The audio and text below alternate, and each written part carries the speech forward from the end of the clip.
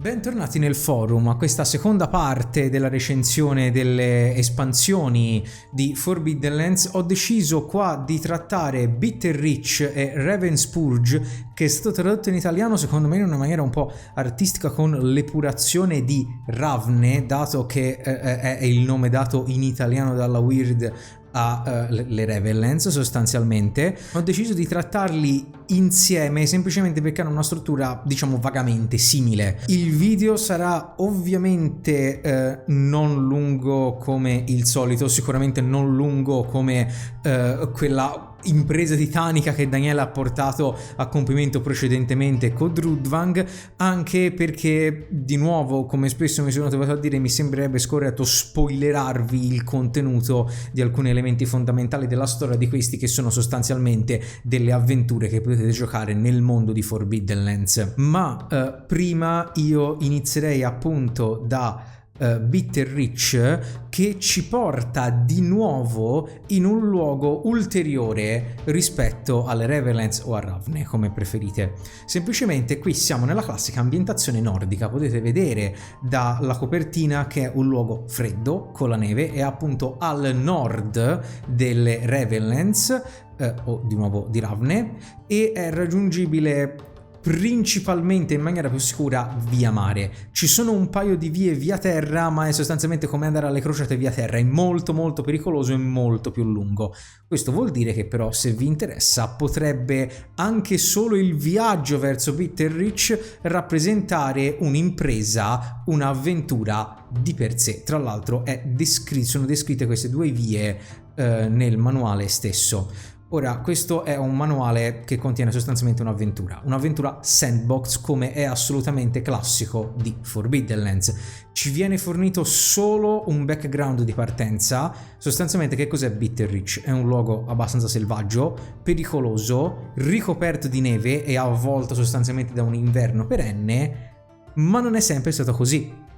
Semplicemente perché l'inverno, il gelo che racchiude Bitterreach è frutto di una maledizione che può essere sciolta, e molti stanno cercando di sciogliere, che si sostanzia in 5 sigilli che devono essere distrutti appunto per far terminare questo inverno perenne. Ovviamente, esattamente come si è visto in Bloodmarch, Bitterreach è un luogo pieno di mostri terribili, tesori incredibili e conoscenza smisurata, quindi non siete sicuramente, anzi siete solo alcuni in pieno stile Forbidden Lands, degli avventurieri che potranno decidere di avventurarsi in questo luogo, magari neanche con l'idea di spezzare la maledizione, ma per razziare tutte le ricchezze che possono trovarsi al nord di questa ambientazione. Bisogna tenere conto che, essendo un sandbox, non vi viene presentato punto 1, punto 2, punto 3, ma semplicemente una descrizione di tutto quello che è il luogo di questa ambientazione. Tra l'altro, oltre di nuovo che alla mappa, dovrebbero essere disponibili addirittura degli stickers con cui volendo potete modificare la mappa, e tutta una serie di descrizioni dei vari luoghi, i vari villaggi, i vari punti di interesse, oserei dire le milestone, che durante le vostre avventure in queste lande gelide vi potete ritrovare e eventualmente cercare informazioni per scoprire l'eventuale posizione di questi sigilli, che poi dovrete andare a, se volete, distruggere per sciogliere questa maledizione. Solo trovare l'ubicazione di questi luoghi dovrebbe essere un'avventura in sé, tenendo conto che il modo in cui tutto questo si è svolto della storia passata di Bitterreach è lasciato volutamente vago, dando la possibilità, attraverso i miti e le leggende che vengono trovate alla fine dei dungeon, di ricostruire la vostra versione di che cosa è successo là. Tra l'altro, oltre tutte queste varie informazioni ambientali che riguardano anche l'ecologia e il clima che potete trovare a Bitterreach, che è molto importante perché fa freddo e fa molto freddo, quindi alcuni aspetti fondamentali di sopravvivenza saranno particolarmente importanti, come la possibilità di avere abiti caldi o la possibilità di accendere un fuoco, rendendoli a loro volta particolarmente mortali solo per il fatto che state viaggiando in questo luogo. Posso fare una di quelle battute che ci costerà almeno 300 iscritti? Vai. Forbidden Lands. Esatto, è esattamente quello. Troverete anche una nuova professione, il campione, che è sostanzialmente il guerriero nordico, per chi ama questo tipo di estetica del personaggio, e ben 3 nuovi talenti generali, l'Harpooner, il Mountaineer e il Warmblood, che tradurrei in italiano con l'arpionatore, forse. Il Mountaineer è l'alpino, mi verrebbe da dire in maniera italiana, e il Warmblood, ovvero sangue caldo, che vi permetteranno appunto di essere esperti in un determinato tipo di strumento. Come potete immaginare, al nord l'arpione può essere utilizzato per varie cose oltre che la pesca, a trovarvi meglio a vostro agio negli ambienti montani, di cui sicuramente Bitterreach è ricco, e Warmblood vi aiuterà, potete immaginarvi bene, nella sopravvivenza in questo luogo particolarmente freddo. C'è anche una minima sezione dedicata a qualche NPC, come vi potete immaginare, che potete trovare, e le creature che normalmente si incontrano in questo luogo. Tra l'altro, di per sé, continuo a dire, il viaggio verso Bitterreach è un'avventura di per sé, perché l'avventura via terra, il percorso via terra è particolarmente pericoloso e lungo. Quello via mare non ci sono tanti capitani che vi permettono di salire sulle loro navi per portarvici. E tra l'altro, per navigare là, dato la presenza di tempeste di neve, è di per sé un viaggio già molto pericoloso, che richiede un particolare oggetto che permette al capitano di una nave di navigare fino alle coste di questa ambientazione. E per master particolarmente creativi, già magari trovare quel particolare oggetto può essere un plot hook per far iniziare una eventuale campagna. Ma a questo punto direi di passare a Ravenscourge, o Repulazione di Ravna, che fa un po', quasi direi, da prequel a tutti questi altri manuali di espansione per Forbidden Lands. Bene, questa è la copertina, come potete vedere. Se vi sembra familiare è perché è esattamente la stessa illustrazione che ora qua dietro si vede poco, ma che c'è sullo schermo del master di Forbidden Lands. Ora, Ravenscourge, o Epurazione di Ravna, è molto importante appunto perché racconta un evento che in un qualche modo è assolutamente importante per il mondo di Forbidden Lands. Ovvero il fatto che, bene o male, tutte le espansioni che potete andare a incontrare avranno un richiamo più o meno diretto a questa avventura.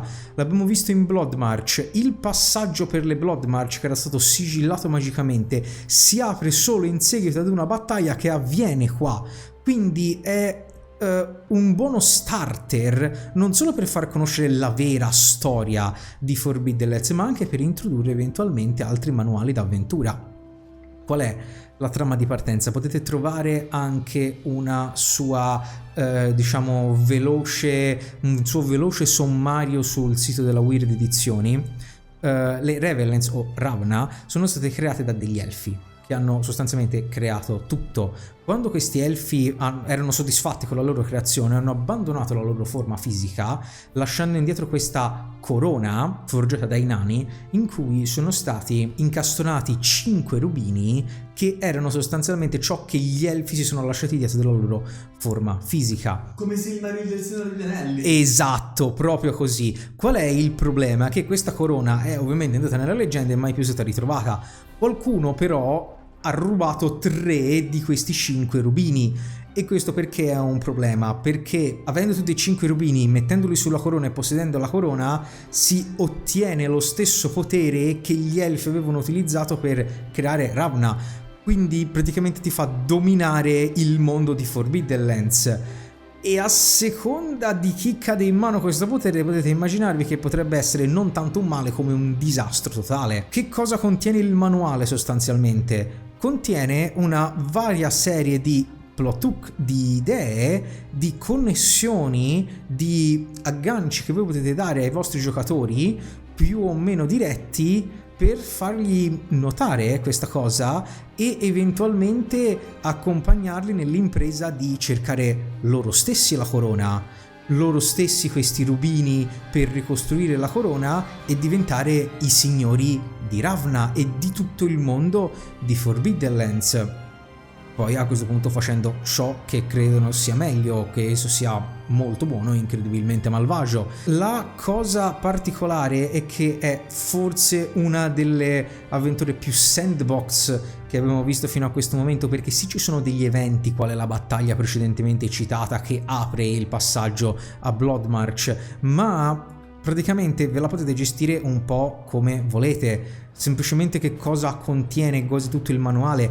Una incredibile quantità di luoghi che sono collegati a tutta una serie di NPC, a tutta una serie di avventure secondarie e tutta una serie di informazioni che serviranno ai vostri giocatori per poter andare in quelli che sono sostanzialmente i dungeon per cercare questi oggetti importanti. Tra l'altro non ci sono solo i rubini, la corona, i rubini che sono stati rubati, ma almeno altri 3 oggetti magici molto potenti che potrete trovare durante questa avventura e che vi permetteranno, diciamo, di completare il corredo reale da dominatore delle Forbidden Lands. Quindi da un certo punto di vista è un po' un manuale che ti presenta una estensione di quello di ciò che è rappresentato nei manuali base, con tutta una serie di luoghi in cui mano a mano vi dovete spostare nella vostra ricerca di questi oggetti leggendari.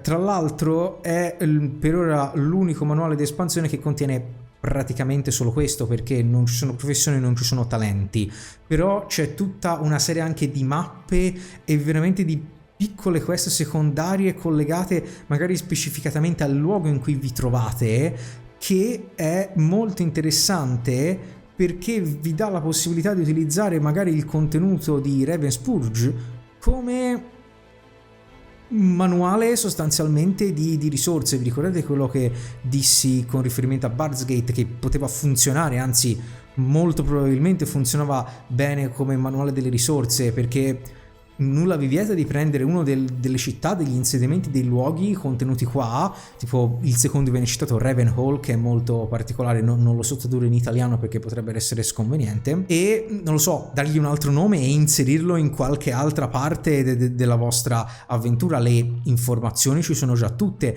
prendere magari anche solo alcune parti delle quest che vi vengono narrate. C'è un insediamento che è tutto basato su una sorta di grosso puzzle che è basato su delle rune che si trovano in ogni luogo importante di questa città e che devono essere, diciamo, tradotte in maniera coerente fra di loro, quindi è anche una possibilità di adattare il manuale veramente incredibile, ma che in realtà si ricollega a tutto il contenuto delle espansioni di Forbidden Lands. Sono dei sandbox e come sandbox possono essere sempre adattati alle vostre esigenze particolari. E qui arrivo alla conclusione. Sono delle avventure, come ho detto anche per Bloodmarch nel video precedente, che sono idonee, degne di essere giocate?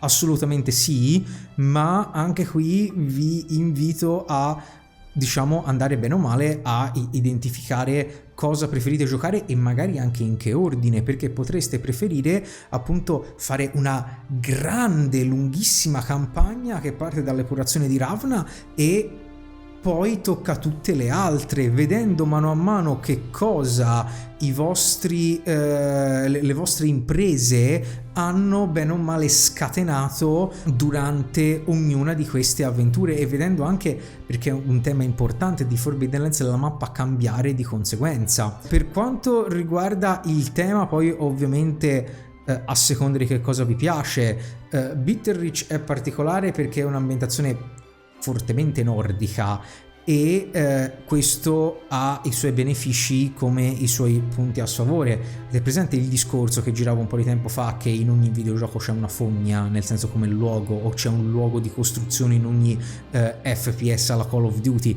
Ecco, in ogni ambientazione fantasy che si rispetti c'è il nord, però se per un qualche motivo odiate le ambientazioni invernali, cosa che ho trovato delle persone che a cui non piacciono, magari appunto l'epurazione potrebbe far per voi, oppure Blood March, che è più, diciamo, rigogliosa, cioè più foresta, potrebbe essere più adatta per voi.